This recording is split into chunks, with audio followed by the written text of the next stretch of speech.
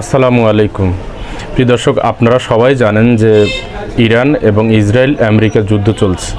তো আমি এর আগে বলেছিলাম যে আল্লাহ তাআলা ইরানকে এত সাহস দান করুক এবং এতটা শক্তি মনের মধ্যে দিক যে আমেরিকা 10,000 কিলোমিটার দূর থেকে সে আটলান্টিক মহাসাগর পাড়ি দিয়ে এসে সেখানে মাতবরি করে মধ্যপ্রাচ্য থেকে সব ধরনের তেল, খনিজ পদার্থ সব নিয়ে যাচ্ছে।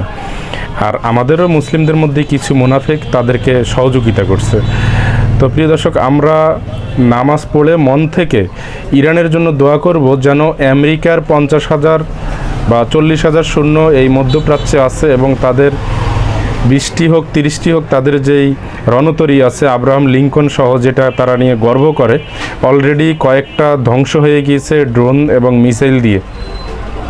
আমরা সবাই মন থেকে দোয়া করব যাতে তাদের কোনো শূন্য এবং কোনো রণতরী যেন আমেরিকায় ফেরত না যেতে পারে।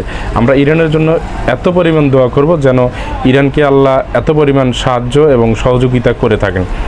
কারণ আমরা অলরেডি দেখতে পাচ্ছি যে ড্রোন দিয়ে তাদের বড় বড় যেই রণতরীগুলো, যুদ্ধ জাহাজ, যেখানে 3টা বড় বড় ফুটবল খেলার মাঠের চেয়ে বড় তাদের এক একটা জাহাজ, ইরান ইনশাল্লাহ ধ্বংস করে দিবে, এতে কোনো ধরনের সন্দেহ নেই। আর এগুলো ধ্বংস করলে তাদের 50% পরাজয় এখানেই হয়ে যাবে। আর বাকিগুলো হচ্ছে ঘাঁটিগুলোও তো ম্যাক্সিমাম উড়িয়ে দেওয়া হয়েছে।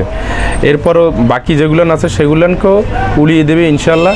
আর এরপরে তারা যা নিয়ে আসবে সেগুলো নিয়ে রানিংয়ে যুদ্ধ ইরান চালিয়ে যাবে।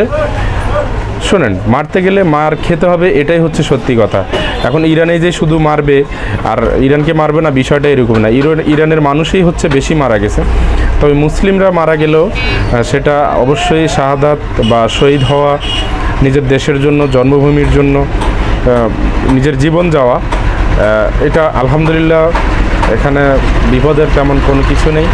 কিন্তু আমাদের শত্রুরা হচ্ছে সবচেয়ে, যে এরা এত ফ্যাসিস্ট, এত খারাপ, এদেরকে ধ্বংস করা নিজের জীবন দিয়ে হলেও ধ্বংস করতে হবে ইনশাআল্লাহ।